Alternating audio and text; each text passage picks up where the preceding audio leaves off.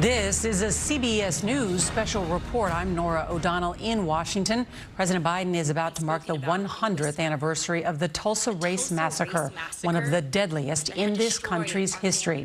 Back in 1921, a white mob murdered hundreds of African Americans and destroyed the area known as Black Wall Street. President Biden is the first sitting president to visit the site of the massacre and just met privately with 3 survivors and family members. The president is now expected to unveil plans to help communities of color throughout the U.S. You can see now live pictures, and he's being introduced by Lauren Usher, a descendant of one of the Tulsa Massacre victims. Let's listen in. During the Tulsa Race Massacre of 1921, along with over 30 square blocks of Black-owned property, causing him to flee to Kansas and later to Chicago to save his own life. He was falsely indicted for inciting the riot by an inflamed white grand jury for daring to stand up with his community to stop a mob from breaking into the jail and lynching a Black teenager named Dick Rowland, sparking the backlash which ended in the grievous massacre. My family worked to get these charges against JB dropped posthumously. I know how lucky I am to have this family history passed down from generation to generation. This history was the one thing that they were not able to steal from us. But as thankful as I am to know my history, I understand that history has no firm line to divide it from the present.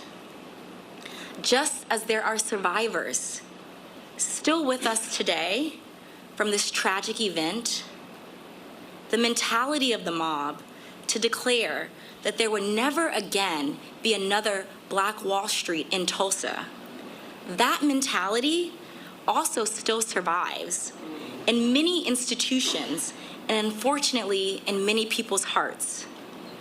Today, we welcome President Joe Biden here to stand beside us as we continue the fight for justice for the survivors and descendants of the Tulsa Massacre. He understands that as a nation, we are and we must be strong enough to confront the dark periods of our history with a bold agenda of equity, repair, and healing. J.B. Stratford died without seeing justice for the crimes against him and his community. But I am sure we will see justice in my lifetime, thanks to the efforts of all of you here joining us today. And now, I introduce to you President Joe Biden.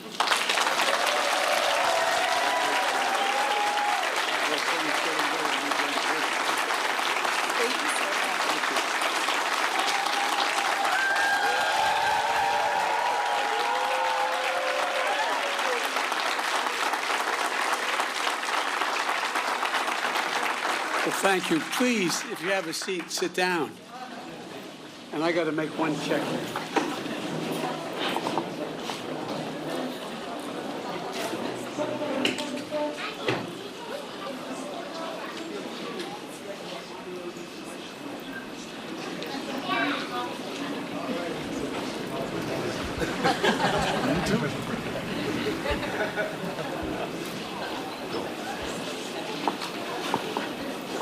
I just had to make sure the 2 girls got ice cream when this is over. Imagine how excited you'd be when you're 4, 5, almost 5 years old, coming to hear a president speak. My Lord. In my faith, we call that purgatory. Lauren, thank you for that gracious introduction. And in case you were wondering, in Delaware, we're a small state. We have the 8th largest Black population in America, and we have one of the most talented members of Congress. And so if I didn't walk around and pay my tribute to Lisa Blunt Rochester, my congresswoman, immediately, that was... how are you, Rev? Good to see you. we've got a distinguished group of people here, and I want to thank Lauren for sharing the powerful story and for helping the country understand what's happening here. And to all the descendants here today, and to the community and civil rights leaders and members of the Congressional Black Caucus that are here, thank you for making sure we all remember and we never forget. You know, there's a verse in 1 Corinthians that says, "For now we see in a mirror dimly, but then face to face, now I know in part, then I shall know fully." It is, I just toured the Hall of Survivors here in Greenwood Cultural Center. And I want to thank the incredible staff for hosting us here. And I mean that sincerely. Thank you. And if I didn't say what my father would insist on, please excuse my back. I apologize. But in the tour I met Mother Randall, who's only 56 years old. God love her. And Mother Fletcher, who's 67 years old. And her brother Van Ellis, who's 100 years old. And he looks like he's 60. Thank you for spending so much time with me. I really mean it. It was a great honor, a genuine honor. You are the three known remaining survivors of a story seen in the mirror dimly, but no longer. Now your story will be known in full view. The events we speak of today took place 100 years ago, and yet I'm the first president in 100 years ever to come to Tulsa. And I say that not as a compliment about me, but to think about it. 100 years and the first president to be here during that entire time. And in this place, in this ground, to acknowledge the truth of what took place here. For much too long, the history of what took place here was told in silence, cloaked in darkness. But just because history is silent, it doesn't mean that it did not take place. And while darkness can hide much, it erases nothing. It erases nothing. Some injustices are so heinous, so horrific, so grievous, they can't be buried, no matter how hard people try. And so it is here. Only with truth can come healing and justice and repair. Only with truth, facing it. But that isn't enough. First, we have to see, hear, and give respect to Mother Randall, Mother Fletcher, and Mr. Van Ellis.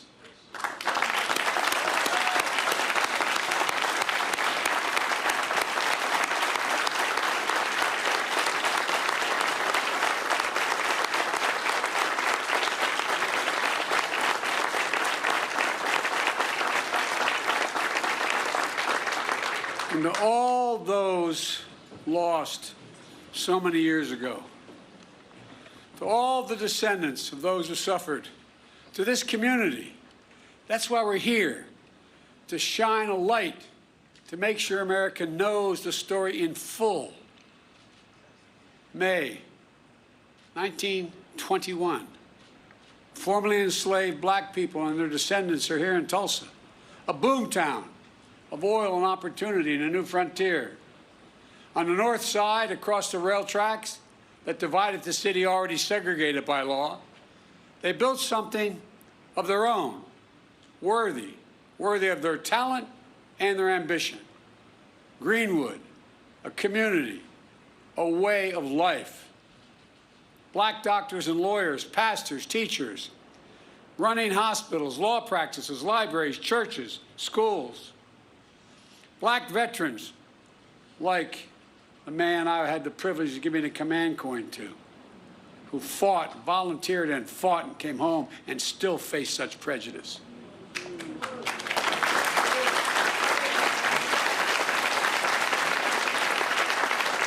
Veterans have been back a few years helping after winning the First World War, building a new life back home with pride and confidence. Where mom and there were at the time, mom and pop black diners, grocery stores, barbershops, tailors, the things that make up a community. At the Dreamland Theater, a young black couple holding hands, falling in love. Friends gathered at music clubs and pool halls, at the Monroe family roller skating rink. Visitors staying in hotels like the Stratford. All around, black pride shared by the professional class and the working class, who lived together side by side for blocks on end. Mother Randall was just 6 years old. 6 years old, living with her grandma. She said she was lucky to have a home and toys and fortunate to live without fear. Mother Fletcher was 7 years old, the second of 7 children, the youngest being Mr. Van Ellis, who was just a few months old.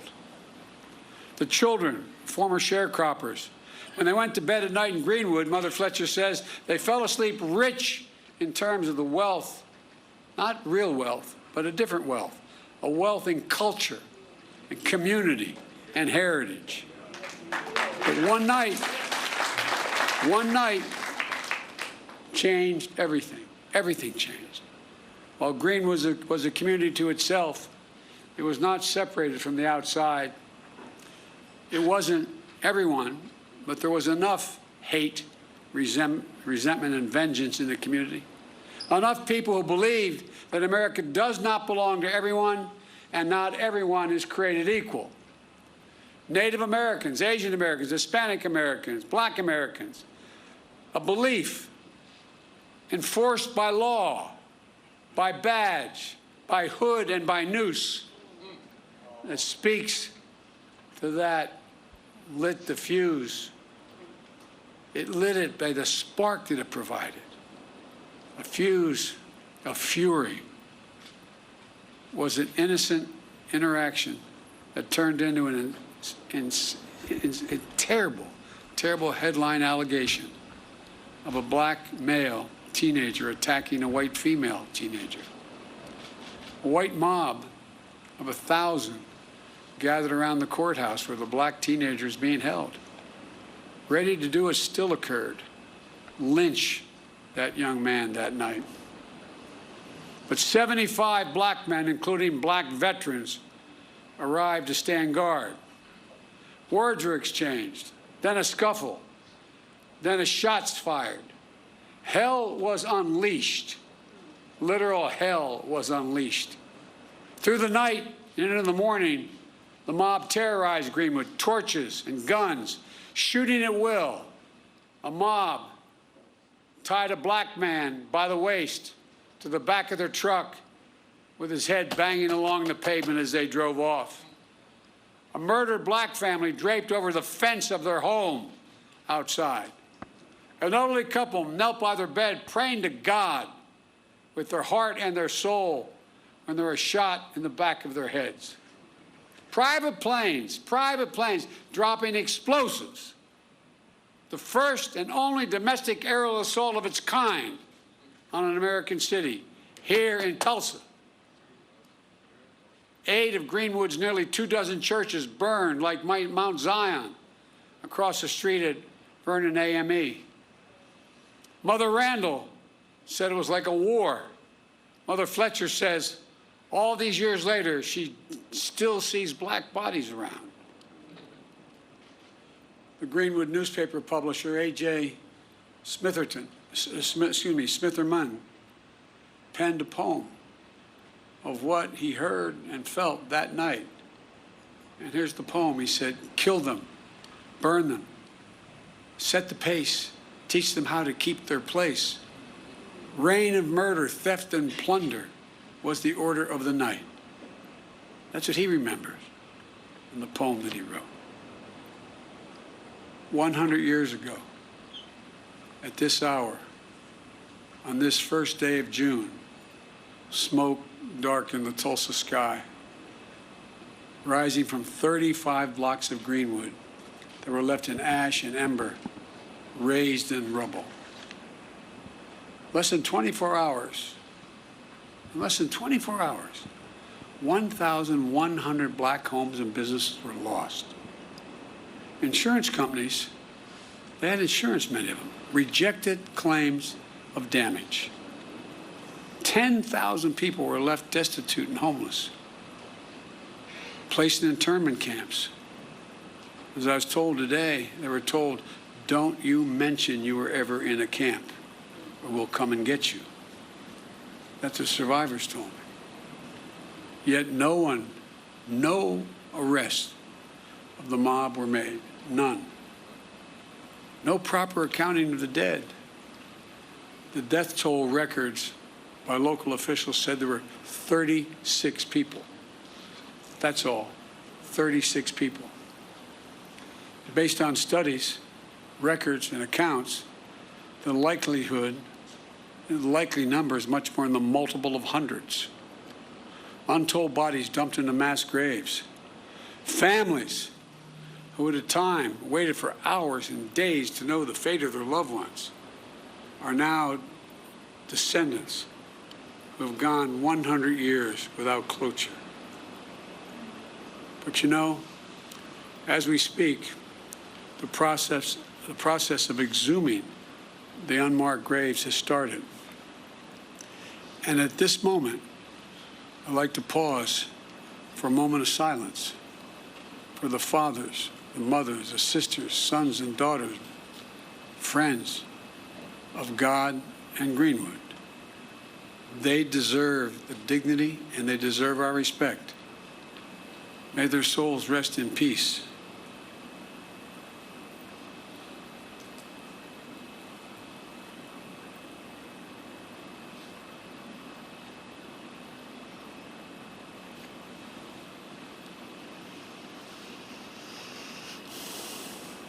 My fellow Americans, this was not a riot. This was a massacre.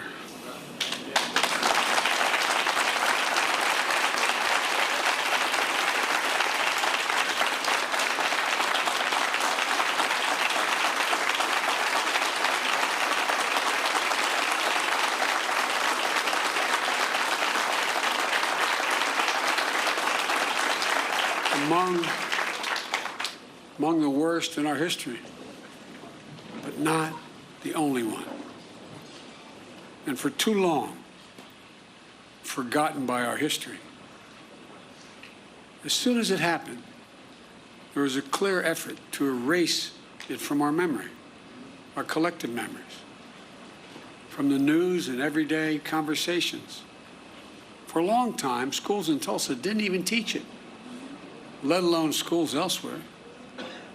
And most people didn't realize that a century ago, the second Ku Klux Klan had been founded. The second Ku Klux Klan had been founded. A friend of mine, John Meacham, I'd written when I said I was running to restore the soul of America. He wrote a book called The Soul of America, not because of what I said. And there's a picture about page 160 in the book showing over 30,000 Ku Klux Klan members in full regalia, Reverend, pointed hats, the robes, marching down Pennsylvania Avenue in Washington, D.C., Jesse, you know all about this. Washington, D.C. If my memory is correct, there were 37 members of the House of Representatives who were open members of the Klan. There were 5, if I'm not mistaken, could have been 7, I think it was 5 members of the United States Senate, open members of the Klan. Multiple governors were open members of the Klan.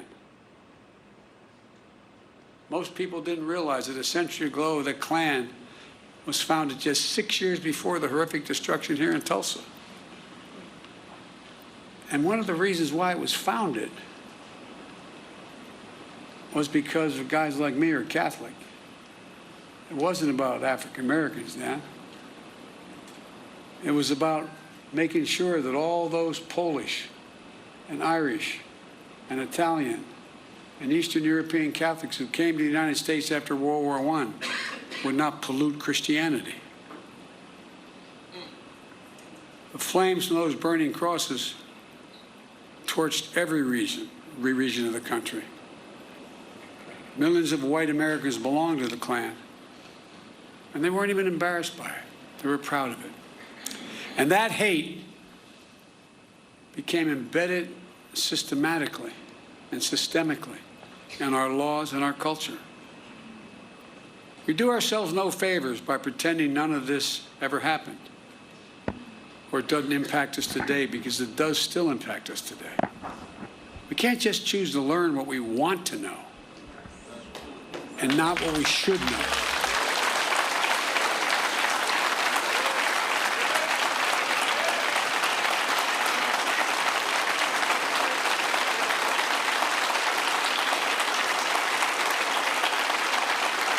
We should know the good, the bad, everything.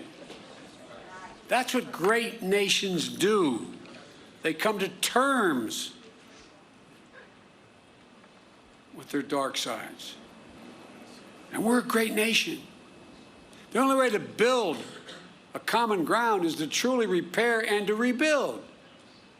I come here to help fill the silence, because in silence, wounds deepen.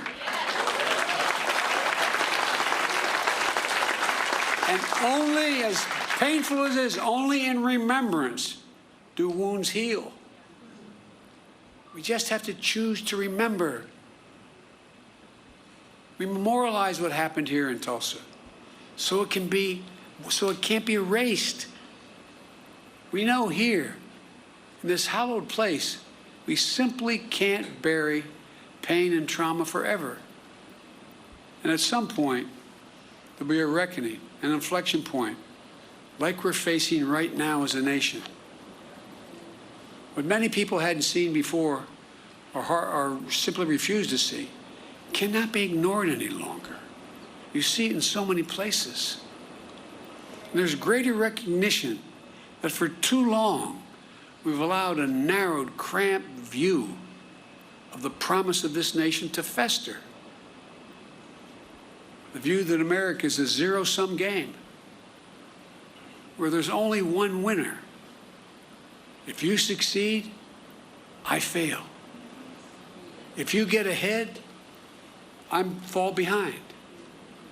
If you get a job, I lose mine. And maybe worst of all, if I hold you down, I lift myself up. Instead of, if you do well, we all do well. We see that in Greenwood. This story isn't about the loss of life, but a loss of living, of wealth and prosperity and possibilities that still reverberates today. Mother Fletcher talks about how she was the only able to attend school in the 4th grade and eventually found work in the shipyards as a domestic worker. Mr. Van Ellis has shared how even after enlisting and serving in World War II, he still came home to struggle with a segregated America. Imagine all those hotels and dinners and mom and pop shops that could have been passed down this past 100 years. Imagine what could have been done for black families in Greenwood. Financial security and generational wealth. If you come from backlines like my family, working class, middle class family, the only way we ever able to generate any wealth was in equity in our homes. Imagine what they contributed then and what they could have contributed all these years. Imagine a thriving Greenwood in North Tulsa for the last 100 years, what that would have meant for all of Tulsa, including the white community. While the people of Greenwood rebuilt again in the years after the massacre, it didn't last. Eventually, neighborhoods were redlined on maps, locking black Tulsa out of home ownerships. A highway was built right through the heart of the community. Lisa, I was talking about our west side, what 95 did after we were occupied by the military, after Dr. King was murdered. The community, cutting off black families and businesses from jobs and opportunity. Chronic underinvestment from state and federal governments denied Greenwood even just a chance of rebuilding.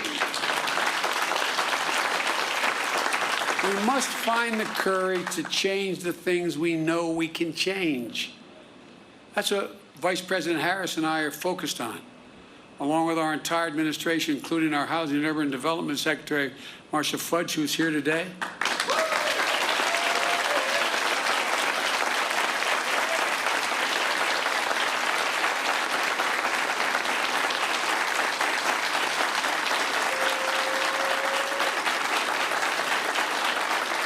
Because today we're announcing two expanded efforts targeted toward black wealth creation that will also help the entire community.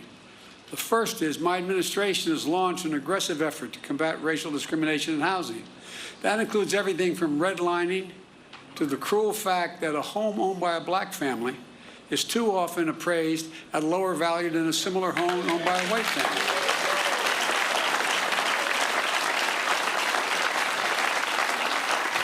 And I might add, and I need help if you have answered this one, I can't figure this one out, Congressman Horsford, but if you live in a black community and there's another one on the other side of the highway, it's a white community, it's built by the same builder, and you have a better driving record than the guy with the same car in the white community, you're getting paid more for your auto insurance. Shockingly, the percentage of black American homeownership is lower today in America than when the Fair Housing Act was passed more than 50 years ago. Lower today. That's wrong. And we're committed to changing that. Just imagine if instead of denying millions of Americans the ability to own their own home and build generational wealth, we made it possible for them to buy a home and build equity into that home and provide for their families. Second, small businesses are the engines of our economy and the glue of our communities. As president, my administration oversees hundreds of billions of dollars in federal contracts for everything from refurbishing decks of aircraft carriers to installing railings in federal buildings to professional services. We have a thing called, I won't go into it all, there's not enough time now, but I'm determined to use every taxpayer's dollar that is assigned to me to spend going to American companies and American workers that build American products. And as part of that, I'm going to increase the share of the dollars the federal government spends to small disadvantaged businesses, including black and brown small businesses. Right now it calls for 10%. I'm going to move that to 15% of every dollar spent will be spent for that. I have the authority to do that. Just imagine if instead of denying millions of entrepreneurs the ability to access capital and contracting, we made it possible to take their dreams to the marketplace to create jobs and invest in our communities. The data shows young black entrepreneurs are just as capable of succeeding given the chance as white entrepreneurs are. But they don't have lawyers, they don't have accountants, but they have great ideas. Does anyone doubt this whole nation would be better off from the investments those people make? And I promise you, that's why I set up this National Small Business Administration that's much broader, because they're going to get those loans. Instead of consigning millions of American children to under-resourced schools, let's get each and every child 3 and 4 years old access to school, not daycare, school.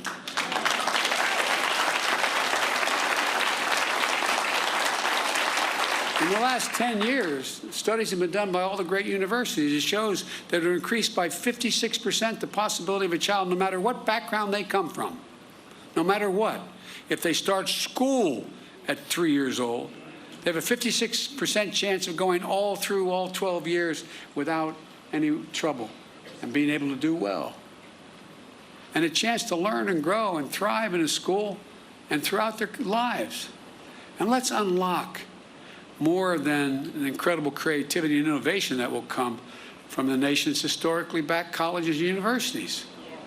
You know, I have a $5 billion a year program giving them the resources to invest in research centers and laboratories and high-demand fields to compete for good-paying jobs in industries of the future like cybersecurity.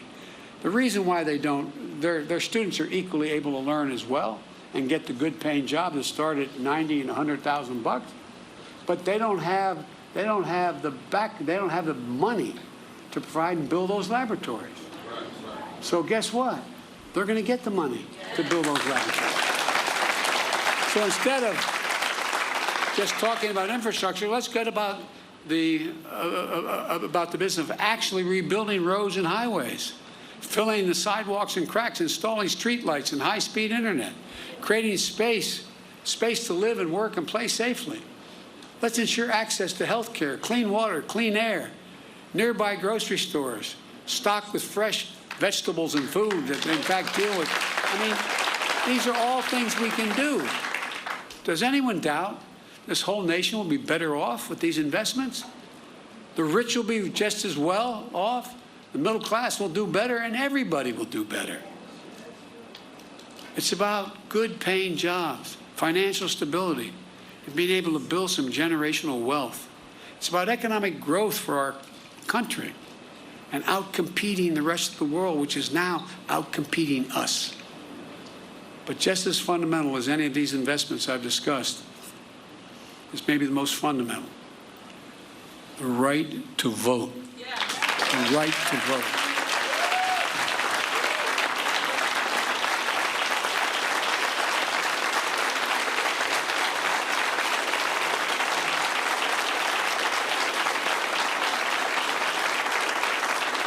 A lot of the members of the Black Caucus knew John Lewis better than I did, but I knew him. On his deathbed, like many, I called John to speak to him. Rev, all John wanted to do is talk about how I was doing. He died, I think, about 25 hours later. But you know what John said? He called the right to vote precious, almost sacred. He said the most powerful, nonviolent tool we have in a democratic society. This sacred right is under assault with incredible intensity like I've never seen, even though I got started as a public defender and a civil rights lawyer. With an intensity and aggressiveness that we've not seen in a long, long time. It's simply un-American. It's not, however, sadly, unprecedented. The creed, "We shall overcome," is a long-time mainstay of the civil rights movement, as Jesse Jackson can tell you better than anybody. The obstacle to progress that have to be overcome are a constant challenge. We saw it in the 60s, but with the current assault, it's not just an echo of a distant history. In 2020, we faced a tireless assault on the right to vote. Restrictive laws, lawsuits, threats of intimidation, voter purges, and more. We resolved to overcome it all, and we did. More Americans voted in the last election in the midst of a pandemic, than any election in American history. You got voters registered. You got voters to the polls. The rule of law held. Democracy prevailed. We overcame. But today, let me be unequivocal. I've been engaged in this work my whole career, and we're going to be ramping up our efforts to overcome again. I will have more to say about this at a later date, a truly unprecedented assault on our democracy, an effort to replace nonpartisan election administrators and to intimidate those charged with tallying and reporting the election results. But today, as for the act of voting itself, I urge voting rights groups in this country to begin to redouble their efforts now to register and educate voters. And in June should be a month of action on Capitol Hill. I hear all the folks on TV saying, why doesn't Biden get this done? Well, because Biden only has a majority of effectively 4 votes in the House and a tie in the Senate, with 2 members of the Senate who vote more with my Republican friends. But we're not giving up. Earlier this year, the House of Representatives passed For the People Act to protect our democracy. The Senate will take it up later this month, and I'm going to fight like heck with every tool at my disposal for its passage. The House is also working on the John Lewis Voting Rights Act, which is critical to providing new legal tools to combat the new assault on the right to vote. To signify the importance of our efforts, today I'm asking Vice President Harris to help these efforts and lead them among her many other responsibilities. With her leadership and your support, we're going to overcome again, I promise you, but it's going to take a hell of a lot of work. And finally, we must address what remains the stain on the soul of America. What happened in Greenwood was an act of hate and domestic terrorism with the through line that exists today still. Just close your eyes and remember what you saw in Charlottesville 4 years ago on television.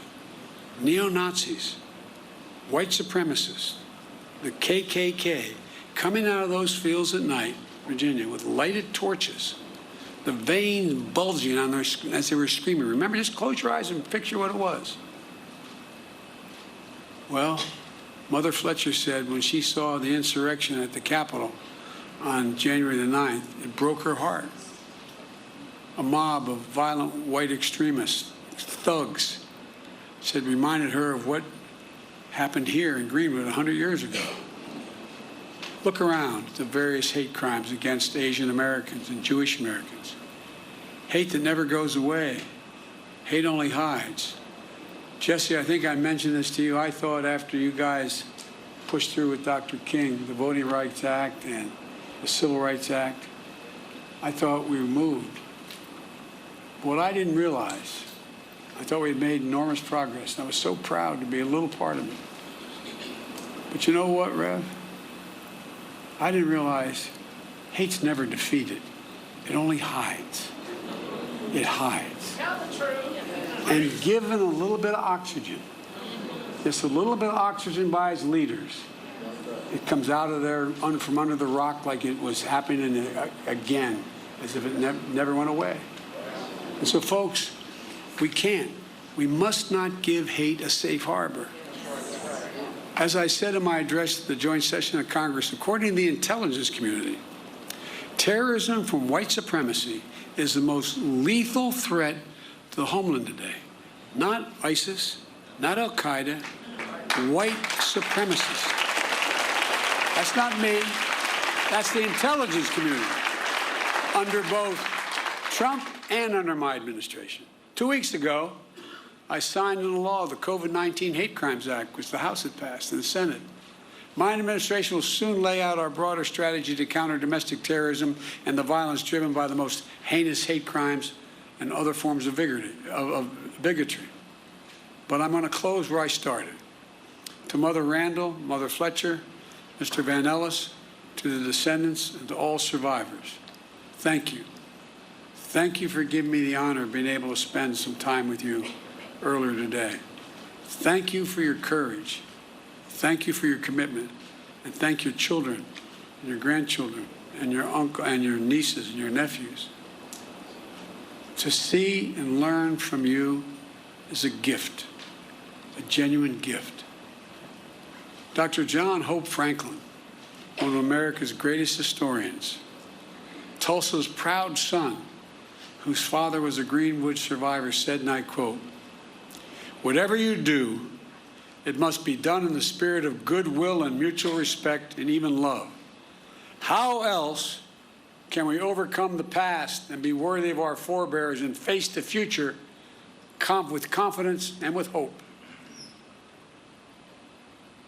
On this sacred and solemn day, may we find that distinctly Greenwood spirit that defines the American spirit, a spirit that gives me so much confidence and hope for the future, that helps us see face to face a spirit that helps us know fully who we are and who we can be as a people and as a nation.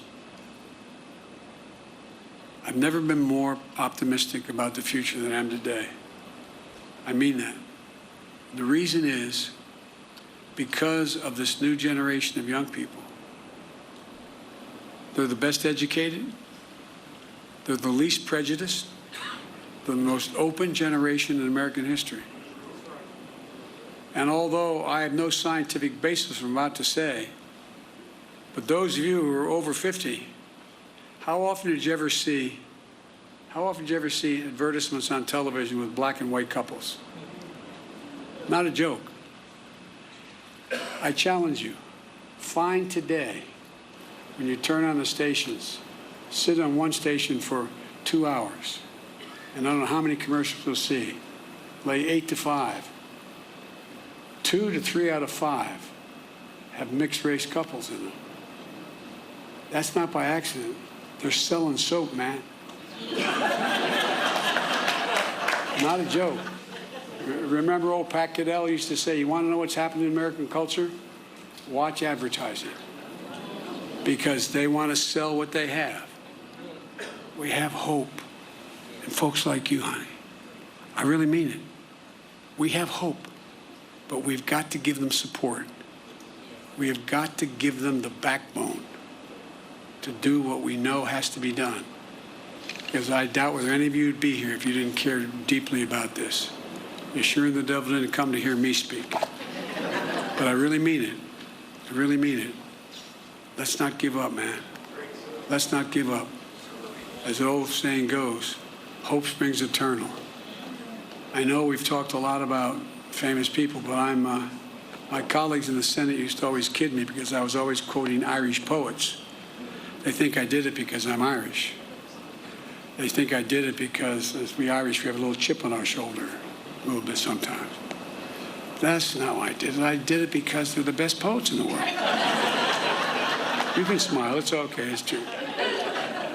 There's a famous poet who wrote a poem called The Cure at Troy, Seamus Heaney. And there's a stanza in it that I think is the definition of what I think should be our call today for young people. He said, history teaches us not to hope on this side of the grave, but then, once in a lifetime, that longed-for tidal wave of justice rises up, and hope and history rhyme. Let's make it rhyme. Thank you.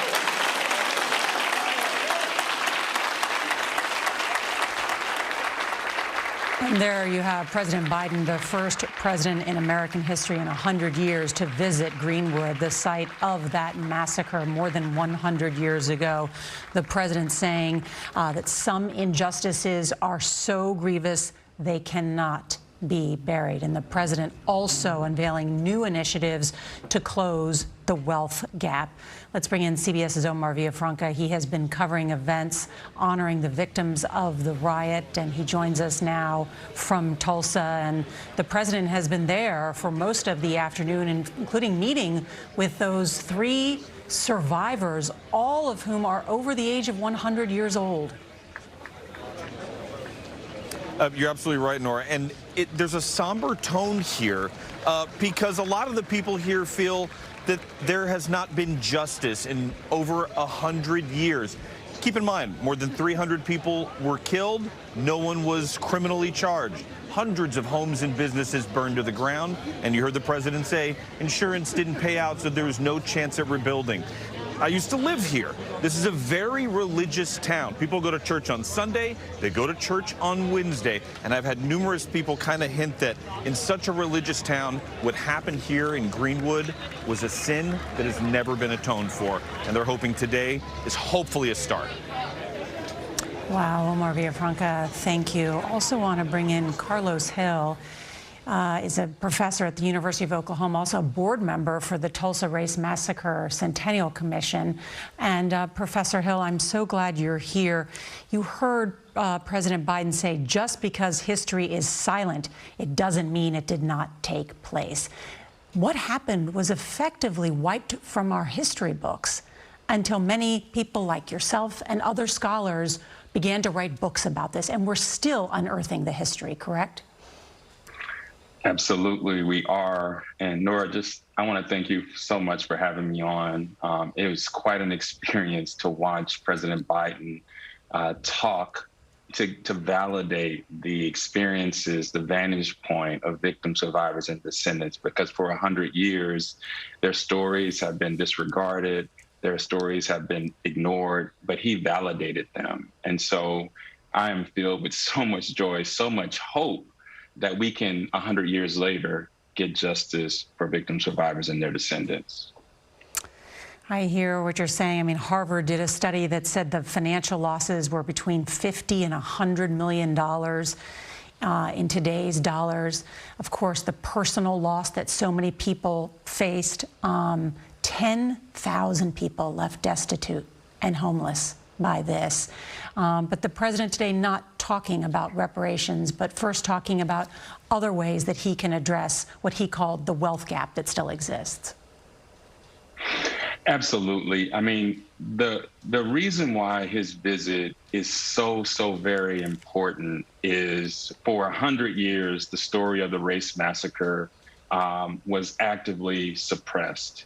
And for 100 years, that did damage, not just to the state of Oklahoma, but to this country.